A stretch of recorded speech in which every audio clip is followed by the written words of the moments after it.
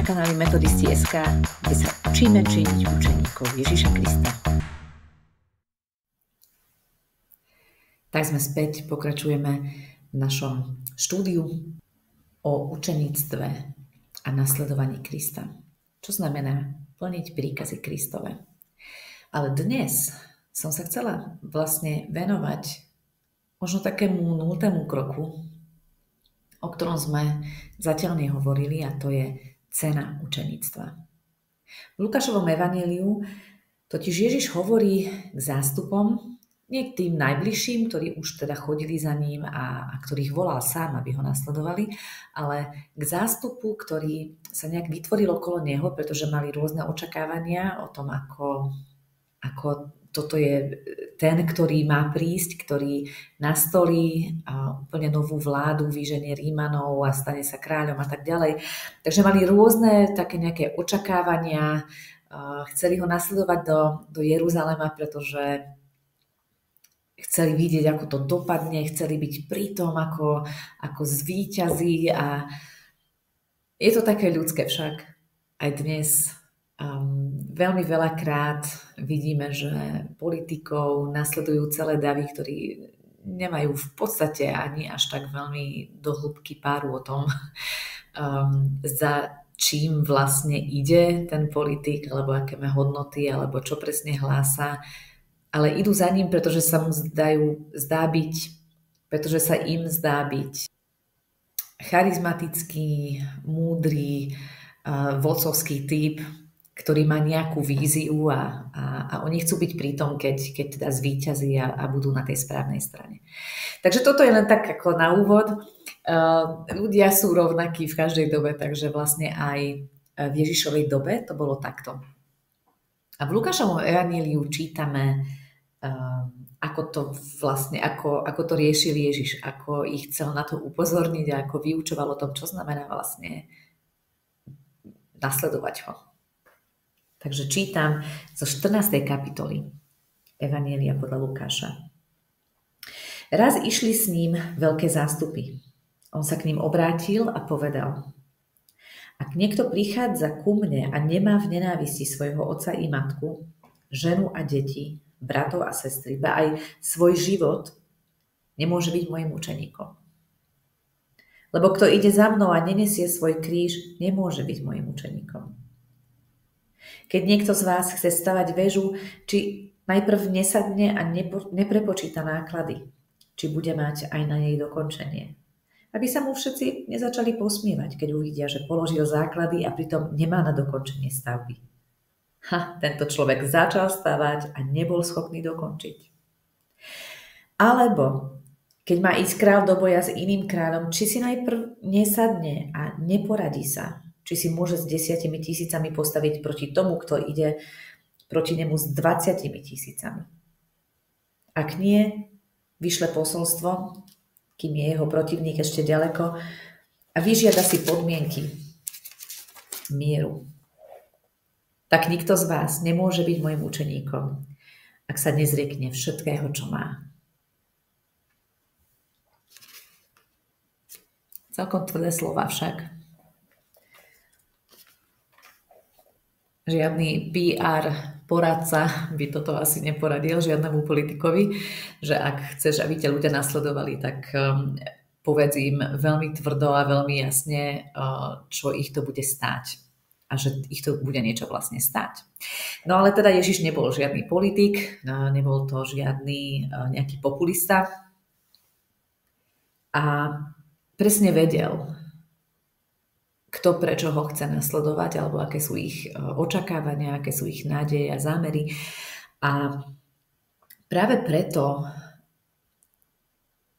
tu načrtol ako keby zo 4 rôznych strán, so 4 rôznymi scenármi, pokrývajúc rôzne oblasti života, čo nás vlastne stojí nasledovať Ježiša.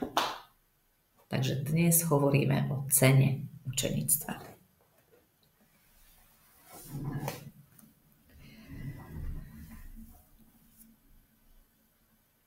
Hneď v úvode musím teda povedať, že Ak nemáš čas to celé si vypočuť, tak počuj aspoň toto. Tak súhlas, ako aj nesúhlas, odmietnutie Ježiša stojí človeka všetko. Tak rozhodnutie, že ho bude nasledovať, ako aj rozhodnutie, že ho odmietne, bude ho stáť všetko.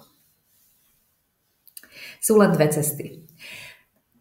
Vzdám sa toho, čo tu mám teraz, alebo odmietnem Boha a na konci prídem o všetko. Toto je len teda nejaký výňatok, z toho nejaký výsledok alebo dedukcia z tohto celého odseku, ale prejdime si to teda nejak tak postupne, tie 4 oblasti. Poprvé hovorí Ježiš, že pre učeníka má byť nasledovanie Boha na prvom mieste a všetko ostatné má mať menšiu cenu, menšiu hodnotu.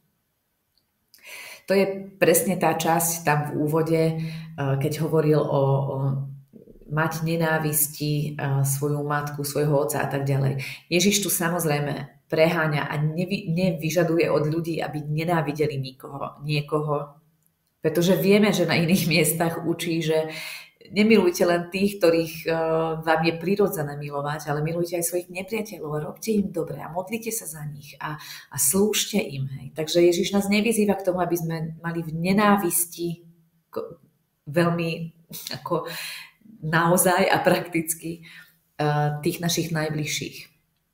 Vždy, keď Ježiš hovorí o zrieknutí sa alebo o tom, že nasledovanie jeho alebo milovanie jeho, alebo teda Boha, má byť na prvom mieste, tak všetko ostatné ako keby stráca na hodnote. Ale nestráca na hodnote v tom smysle, že neprechovávame nejaké city k týmto ľuďom, alebo že si ich nectíme, pretože to by bolo porušenie Božieho zákona. Ale ako keby zoradenie nového rebríčka priorít. A toto je veľmi dôležité, pretože práve tí najbližší nás môžu najľahšie odlákať od nasledovania Boha, od plnenia príkazov Ježišových.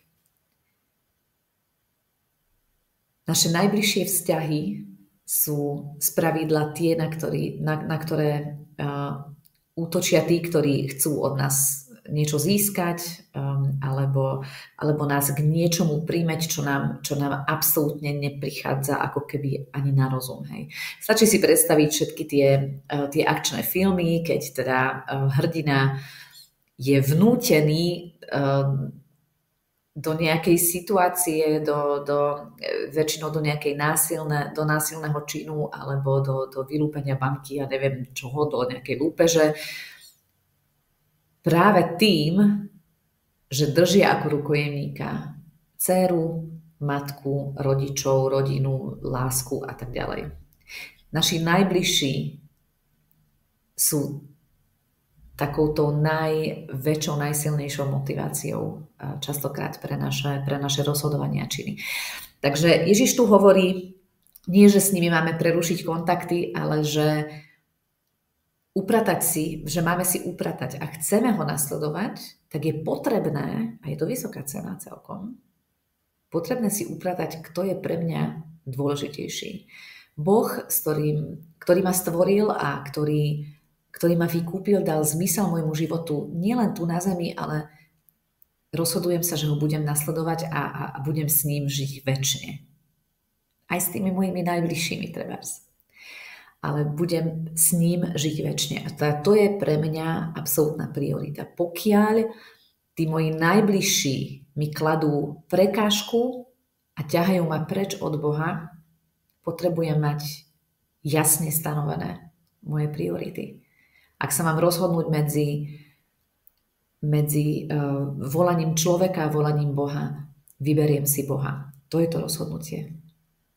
ktoré tu Ježiš nehovorí, že musíš urobiť, ale ak sa chceš rozhodnúť pre neho, musíš vedieť, že toto je jedna z položiek na tom účte. Po druhé, hovorí, že nasledovať ho znamená mať terč na chrbte. Ono je to tu vyjadrené nosením kríža, ale kríž teda nosili na svojich pleciach a ramenách.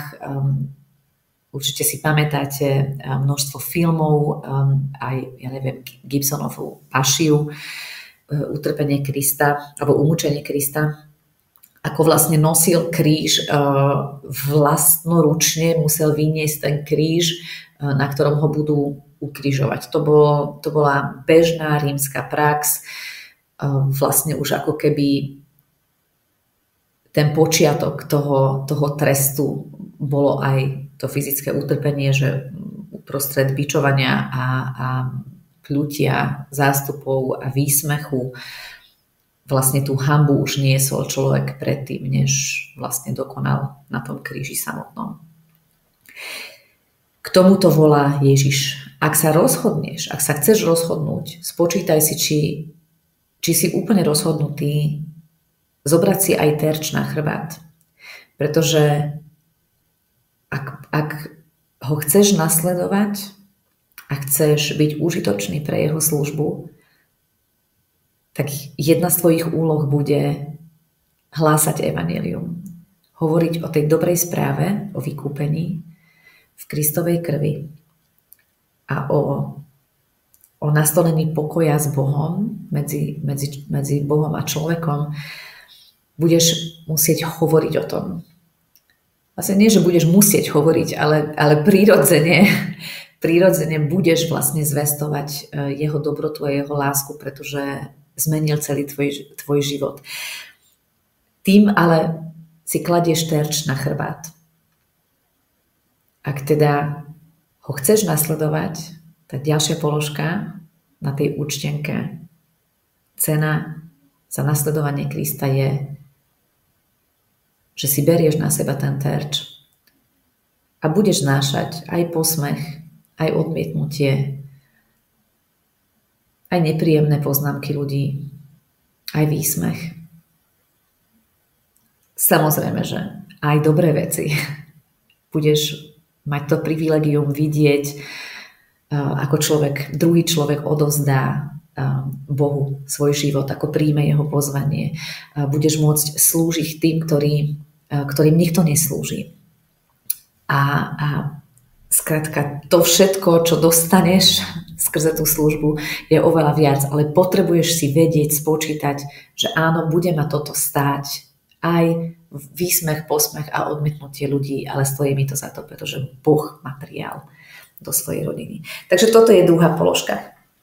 Potom Ježiš hovorí dva také príbehy, akoby podobenstva. Hneď ten prvý je presne o tom spočítaní, že teda ako treba si to spočítať, čo ma to bude stáť nasledovať Krista, pretože moje áno má byť áno. Ak teda sa pustím do niečoho, potrebujem vedieť, čo ma to bude stáť, a presne o tom je ten príbeh toho staviteľa, ktorý stavia väžu a má si teda spočítať, či na to má, inak sa mu budú vysmievať a budú si hovoriť, však nedokázal ani dokončiť, však povedal raz toto a teraz je toto a stojí to tam len taká rozostávaná stavba a je to na hanbu. Toto hovorí teda ten príbeh a presne to je tá výzva Ježišova, o ktorej som hovorila v tých dvoch častiach, že potrebuješ to spočítať. Pretože ak chceš nasledovať, tak je to celoživotné rozhodnutie. Ak vieš, do čoho ideš, tak nevyjdeš na hanbu. A ten druhý príbeh, to druhé podobenstvo je o kráľovi, ktorý stojí vo vojne a stojí pred rozhodnutím. Radí sa so svojimi radcami, či na to má. Má teda 10 000 vojakov, nepriateľ je oveľa silnejší ako on a musí zvážiť, má tam určité okno, keď teda si povie, dobre, idem, idem do boja s ním, ale bude ma to stáť teda možno aj môj život, ale teda určite život mojich vojakov. Alebo ešte kým sa priblíži ten môj nepriateľ, ak na ňo fakt nemám, tak je najmúdrejšie zo strany toho kráľa, aby kapituloval, aby zachránil život svoj aj svojho kráľovstva.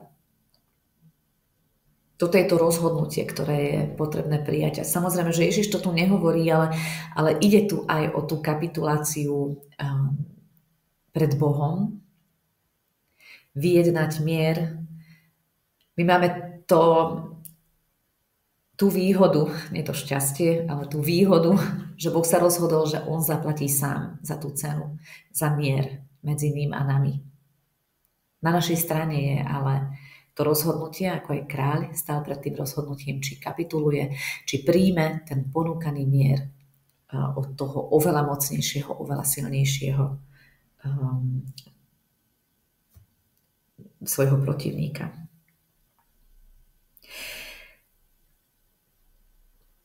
To, čo tieto 4 oblasti, alebo 4 príbehy, alebo situácie životné spája, je tá Ježišova konklúzia. Tak nikto nemôže byť mojim učeníkom, ak. Nemôže byť mojim učeníkom, ak. Ak sú mu dôležitejšie jeho vzťahy, ak nie je ochotný niesť hanbu a terč na svojom chrbte a niesť svoj kríž. Ak len tak leda bolo sa rozhodol, že pôjdem, budem a keď to nevíde, tak zase už nebudem kresťanom. Alebo ak nie je ochotný položiť všetko k nohám tomu mocnému Bohu, vzdať sa svojho života. Povedzme si ale ešte, čo znamená vzdávať sa. Keď chceme nasledovať Krista, hovoríme o tom, že má sa zrieknúť ten človek všetkého. Dokonca to je tá posledná konklúzia Ježišova. Nikto nemôže byť mojim učeníkom, ak sa nezriekne všetkého, čo má. Čo znamená zrieť sa všetkého, čo mám? V pôvodnine je to vyjadrené slovom povedať s Bohom. V podstate, čo tu Ježiš naznačuje a na mnohých iných miestach to vidíme znovu a znovu vyjadrené možno inými slovami, to, čo chce povedať, je zanechať, odsvaknúť sa, prestať lipnúť na niečom. Na inom mieste hovorí Ježiš, kto stratí svoj život, získa ho a kto teda sa snaží zachovať svoj život, tak ho stratí. My samozrejme, že nestrácame svoju matku, svojho otca, svoje deti, svojho manžela, tých najbližších. My ich nestratíme, my naďalej budeme mať tú rodinu, my naďalej budeme mať tú istú prácu. Keď sa rozhodneme, že budeme nasledovať Ježiša, stále budeme mať 24 hodín k dispozícii, takže ani čas nestratíme. Nestratíme ani bankové konto, nedostane ani VUB, ani Tatra banka, ani neviem, kde máte bankové konto, nejaké memo, že teda stiahnu nám všetky tie naše financie, už nemáme nič. Nie, o toto vôbec nejde. Ide o to, aké miesto tieto vzťahy, financie, peniaze, majetok, plány, túžby, sny, tvoja práca má v tvojom živote. Zrieknúť sa všetkého, čo mám pre Ježiša, znamená položiť to všetko k jeho nohám, alebo tak to biblicky nazývame, ale je to v podstate dať to k dispozícii Bohu, dať k dispozícii všetko to, čo mám Bohu. Už to nepatrí mne, patrí to jemu. A moja skúsenosť je, ja verím, že skúsenosť mnohých ďalších mojich súrodencov Kristovi je, že Boh to vidí oveľa lepšie ako my a on to vie použiť oveľa lepšie Všetko to, čo máme, on môže akoby spojiť a využiť na tom správnom mieste, v tom správnom čase. Nasledovať ho teda znamená zrieť sa vlády nad tým, čo mám. Nelipnúť na tom, čo mám, ale dať to k dispozícii Bohu. A on to potom vie použiť oveľa lepšie, ako by sme si to my vôbec vedeli predstaviť. Či je to čas, či je to moja potreba mať pravdu, či je to môj majetok, či sú to moje koničky, môj kalendár.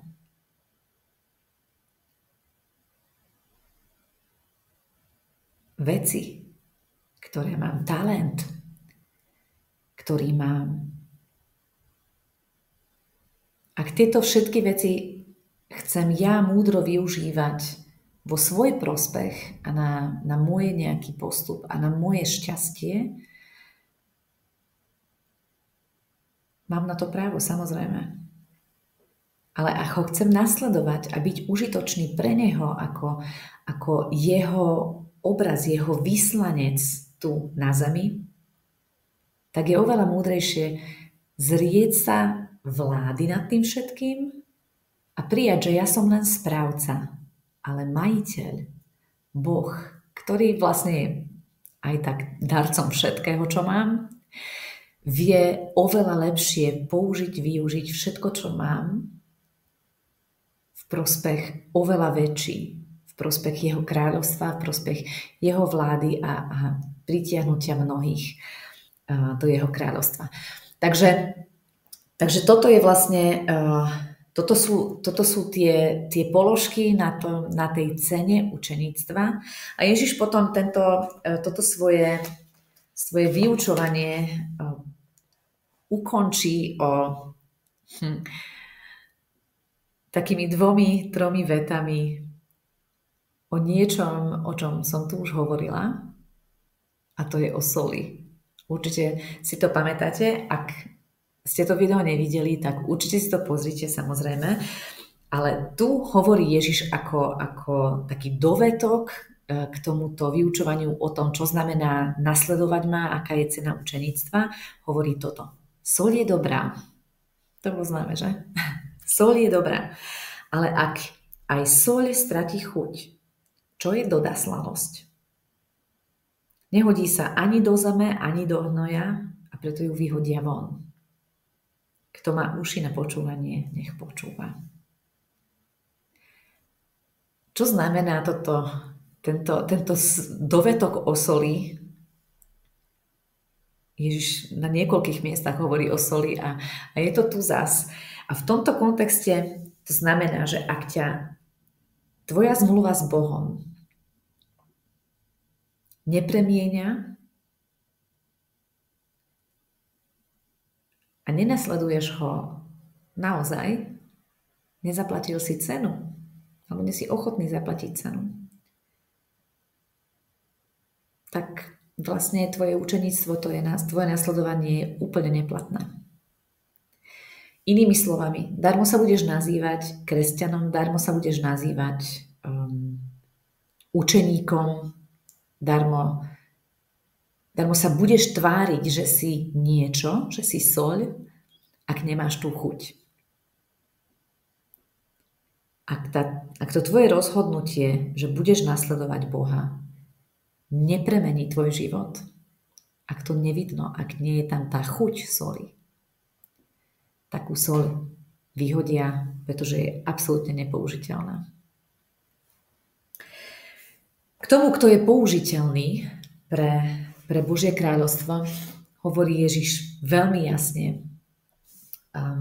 Na niekoľkých miestach ešte v Lukášovom evanjeliu to nachádzame, ale spravidla to nejak súvisí s tým, že ak sa raz rozhodneš, ak položíš ruku na pluh, hovorí Ježiš, a obzrieš sa späť, pretože ti je clivo, nevieš sa rozhodnúť medzi tou rodinou a Božím volaním. Nevieš sa rozhodnúť medzi svojimi koničkami a tými časovou náročnosťou toho všetkého. Alebo tvoje bankové konto hovorí, Nedaj ten dar. Nevenuj to na to alebo na to. Dobre, im to pomôže, ale ty to potrebuješ viac. Takýto človek nie je súcim a nasledovať. Nie je použiteľný. Nie je na tom správnom mieste. Otázka dnes pre teba. Urob si trošku takú inventúru. Na ktorom mieste v tvojich prioritách stojí Boh?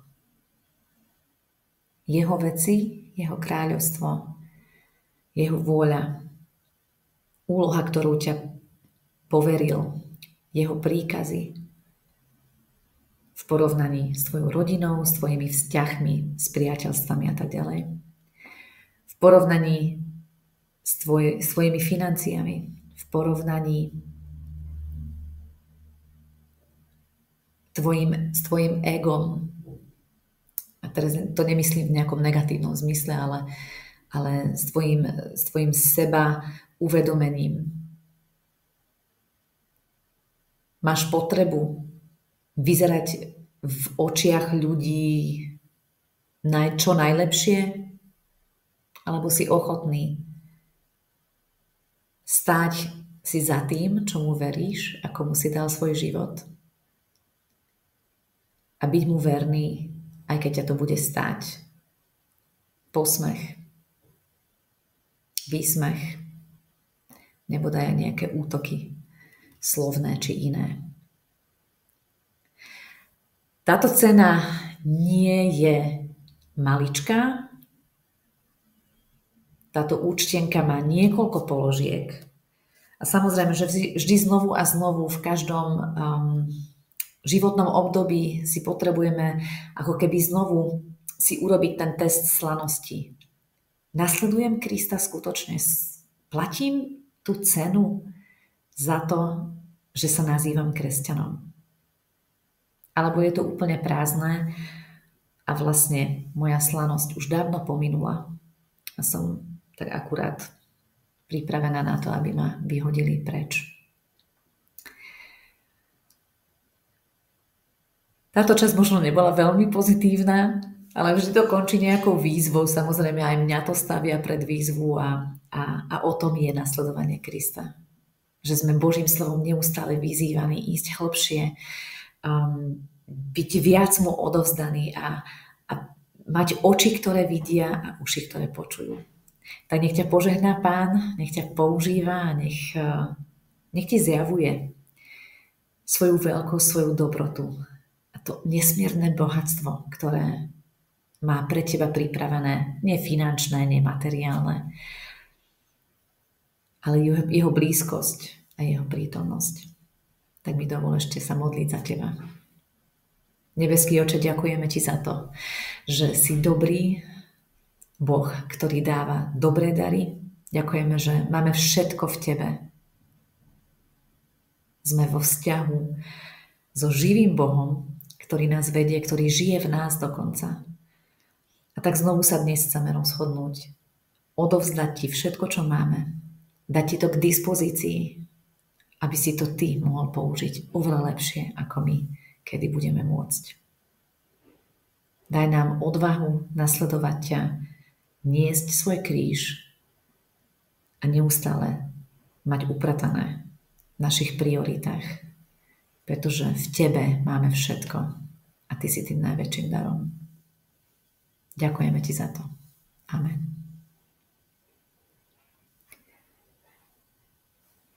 Tak nech sa ti darí a do najbližšieho stretnutia ti prajem len to dobré a usilovne plň Kristove príkazy.